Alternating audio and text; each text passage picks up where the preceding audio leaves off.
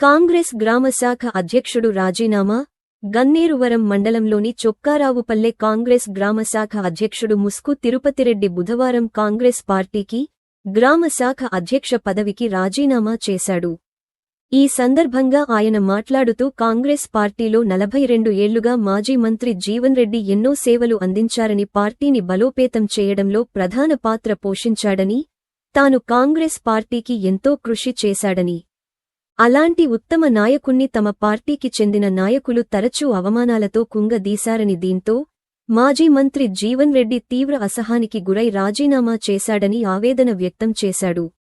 జీవన్ రెడ్డి రాజీనామాతో తాను కూడా కాంగ్రెస్ పార్టీకి తన పదవికి రాజీనామా చేస్తున్నానని ముస్కు తిరుపతిరెడ్డి తెలిపారు.